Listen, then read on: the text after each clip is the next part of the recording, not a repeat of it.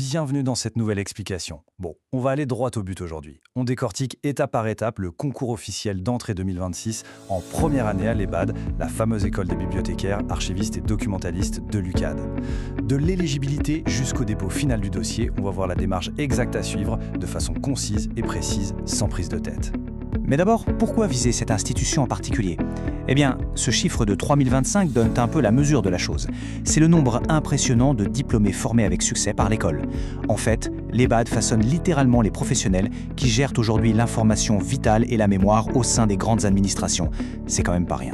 Alors au programme pour être bien préparé, d'abord l'EBAD et ses filières, ensuite on verra les critères d'éligibilité, les documents du dossier, la procédure de paiement et de dépôt, et on finira avec le calendrier officiel 2026. Allez, on attaque tout de suite avec la première partie.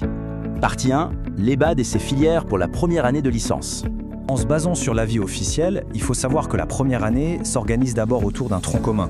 C'est super stratégique en fait.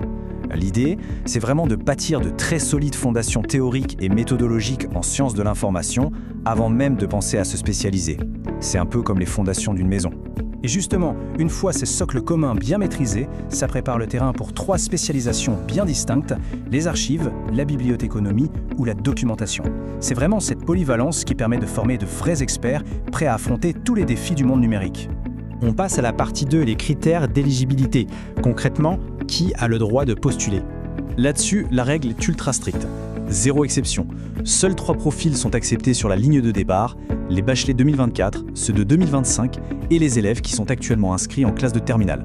Si on ne rentre pas dans l'une de ces 3 cases, c'est mort. La candidature est automatiquement disqualifiée. Allez, on enchaîne avec la partie 3, les documents du dossier. Quelles sont les fameuses pièces à fournir? Voici la checklist exacte à respecter à la lettre. Et là, attention au piège. Le mot-clé, c'est « légaliser ». La photocopie du relevé de notes du bac et celle de la carte d'identité doivent obligatoirement comporter une légalisation officielle. Petite précision, pour les élèves de terminale, le certificat de scolarité remplace tout simplement le relevé de notes. Pour que le dossier soit traité, il y a des frais d'inscription obligatoires de 10 000 francs CFA, sans compter les petits frais de transaction. Un détail vraiment important à garder en tête, ces montants sont strictement non remboursables, et ça quelle que soit l'issue finale de la candidature. C'est un aller simple.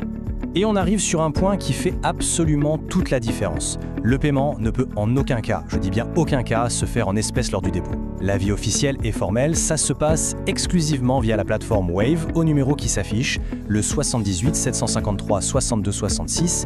Il ne faut surtout pas oublier que c'est le message de confirmation Wave qui va servir de preuve physique dans le dossier papier.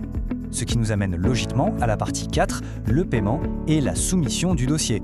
Alors, on oublie tout ce qui est moderne pour cette étape.